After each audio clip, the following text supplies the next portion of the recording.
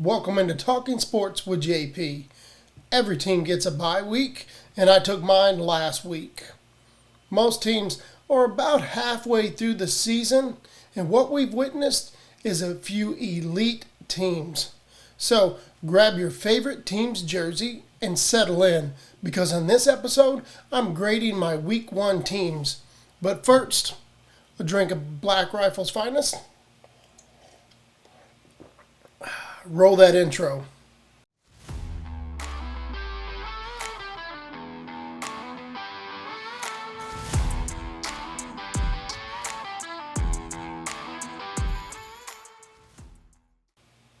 The top stories at the midpoint of the 2023 season.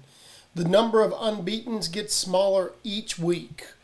The ACC has 3, the Big 12 has 1, the Big 10 has 3, the Pac-12 has 3, and the SEC has 1. The Group of 5 has 3 unbeaten in Liberty, Air Force, and James Madison, with each of them looking for that elusive New Year's Six bowl spot. The Big 10 has 3 full-fledged juggernauts. Michigan, Penn State, and Ohio State are ranked 1, 2, and 3 in total teams defense. Not that, a weak schedule has anything to do with that. Well, the Buckeyes have played 2 really good opponents. I guess that's why they're number 3. Too bad only 2. Well, most likely only 2 of these teams realistically have a shot at the CFP. The Pac-12, I believe much like the Big 12 this past weekend, will take care of it themselves, as USC, Washington, and Oregon, in my opinion, will lose 1 or more games as they begin a round robin with each other starting this week. Add to the fact that its conference championship game takes its top 2 teams, there's most likely going to be a rematch there. And I believe that the team that lost the head-to-head in the regular season will be the team to come out on top in the conference championship game, because, let's be honest, it's going to be almost impossible to beat a team 2 times in the span of less than 6 weeks. Everyone, including myself, wrote Alabama off when they badly lost to Texas. But all they've done since is put an elite defense on the field, along with its work-in-progress offense that's had sparks of not greatness, but goodness. I know that's not really a word, but it's just been good enough. At the end of the day, no coach wants to face a Nick Saban-led pissed-off Alabama team come the postseason, but they've put themselves back in their own driver's seat to end up there. Now let me take you guys all the way back to week 1 and remind you what my top 7 looked like. I had the Dogs at 1, the Wolverines at 2, the Buckeyes at 3, and the Crimson Tide at 4. The Trojans came in at 5, with the Noles at 6, and the Tigers of LSU at 7. In week 1, I had Penn State and Clemson as the first 2 teams out of my top 7 poll. Here's a quick look at how each team's strength of record looks to this point of the season. Now, the strength of record reflects the quality of the team's wins and losses on the season to date. Points of notice here: Georgia got a huge bump with the way they manhandled Kentucky this past weekend. Ohio State has beaten 2 top programs in Notre Dame and Maryland, and I'm not sure why they have Florida State so high, with their 2 best wins being over 2 4-2 teams. Michigan, Penn State, and even Ohio State will have the opportunity to improve their strength of record as they still play each other moving forward.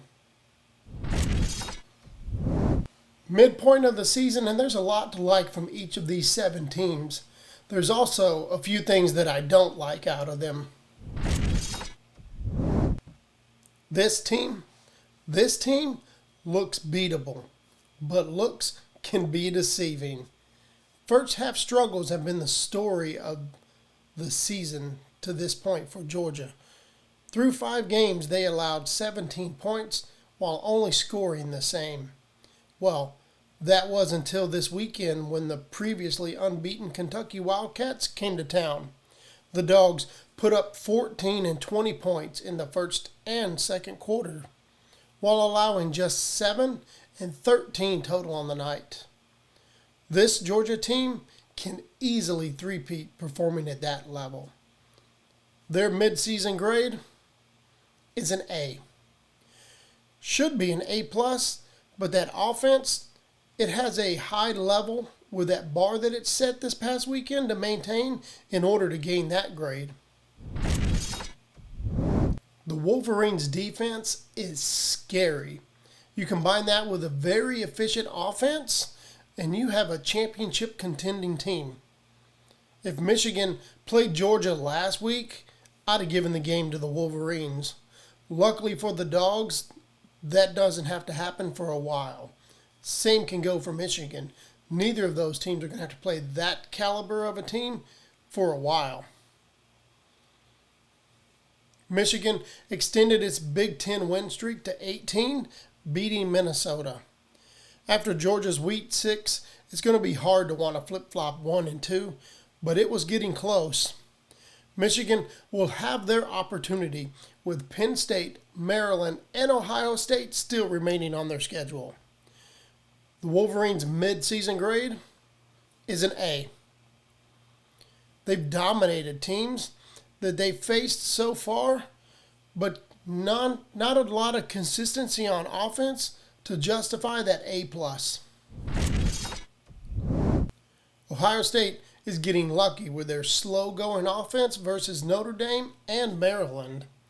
But that's why their strength of schedule is so high. 2 wins versus undefeated teams with one of them on the road makes a team tough. Tough to beat moving forward. Much like Michigan, they still have to play the hardest part of their schedule with Penn State Week 8 and the game to close out the regular season.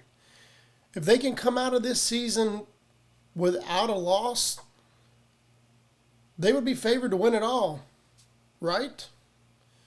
Mid-season grade, it's a B+. And hear me out. Don't just get upset. We don't know what would have happened if Notre Dame would have had 11 men on the field. Same as we don't know what would happen if the Irish would have had 12 men on the field. We don't know if they would have stopped that touchdown. Their offense has been shaky at times, but improving week to week. And if that continues, it won't be hard for them to reach that A grade point at some point. After week 1, I was wrapping the trophy up and sending it to Tuscaloosa. My preseason CFP had Bama winning it all, and at the end of week 1, it just made sense. Well, then came week 3, and the tide fell hard. We're moving into week 7, and Alabama's offense is still a work in progress. Jalen Milroe has had sparks of leadership and right decision-making at times, but he also continues to throw really bad interceptions. A top 15 defense that includes the number 3 sack leader in Dallas Turner that only allows 15 points per game. It's also a luxury when you have a kicker who's put up 51 points, 12 for 12 on field goals, and 18 for 18 on his extra points. And he's hit from 51 yards this season. That's an ace up your sleeve if you're Nick Saban. Mid-season grade for the Tide is a B. That loss to Texas hurt the Tide for a while, but it's bounced back, and I fully expect them to make a run at the CFP moving forward. I'm just going to throw some numbers out at you here. 523.3 yards per game. 355.2 of which have been in the air. 51.8 points per game. Oh yeah, and a 6-0 record. But somehow USC continues to find itself falling in the polls ever since week 4. Well, that's basically because they have the type of a defense that elite top high schools from the state of Texas or Florida could easily hang 50 on.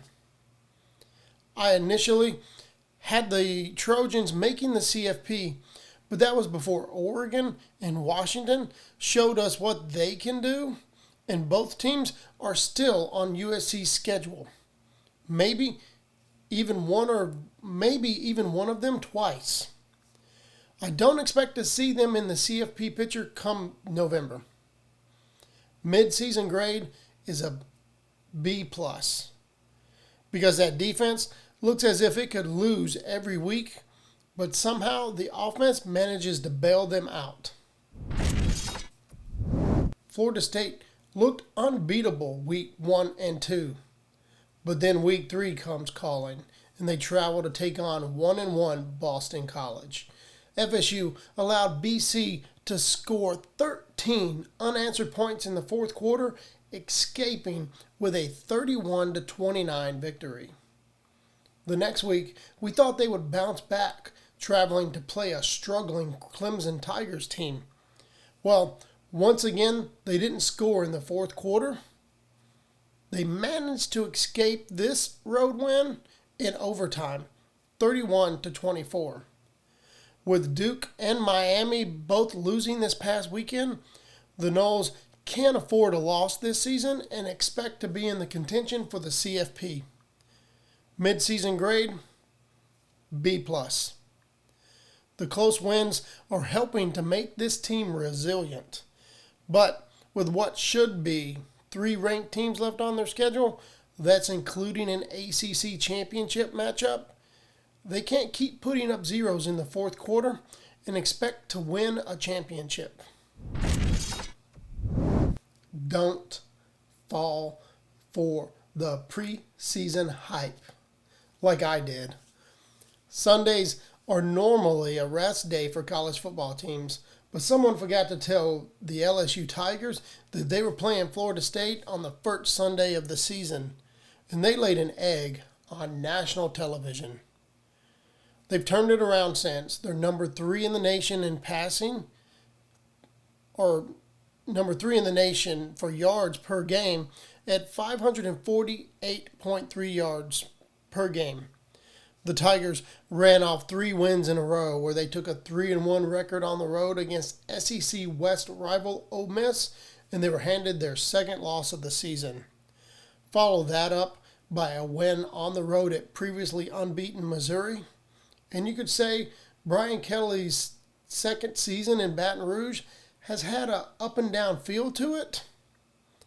With only 1 loss in the West and a trip to Atlanta on the table, if they can find a way to play on that upside November 4th when they travel to Tuscaloosa and take on Alabama. Mid-season grade for the Tigers is a B-. This one's going to hurt for a school that likes to hang its hat on defense. There's only one school in the SEC that is allowing more points per game than the LSU Tigers. And that's Vandy. If LSU thinks that they're going to make it to Atlanta and beyond, which we haven't seen happen with a 2-loss team yet, they need to improve on that side of the ball. Here was my week 1 CFP prediction. I had Bama at 1, Georgia at 2, USC at 3, and Ohio State at 4, and Alabama and Georgia playing for the national championship. Each team is still in control of their own destiny and can still end up playing for the national championship. They have to play flawlessly moving forward. The only teams that I see here that have any chance of still making the CFP and slipping up moving forward would be Georgia and Ohio State. Georgia could possibly lose the SEC championship game to the eventual SEC West winner, and Ohio State could drop the game to Michigan, with Michigan going on to win the Big Ten, and Ohio State getting the 4th seed because USC slipping up somewhere along the lines. But a lot has to happen in order for this Final Four to fall into place with these rankings. Thanks for tuning in for my mid-season grading of my top 7 teams from week 1. Come back later this week as I'll give you a new updated top 7 and preview their week 7 games. There's a lot of 7s there. Maybe go play that on the casino. Don't forget to like, subscribe, and follow. You can find me on all social media at JP21Sports. I'll see you next time.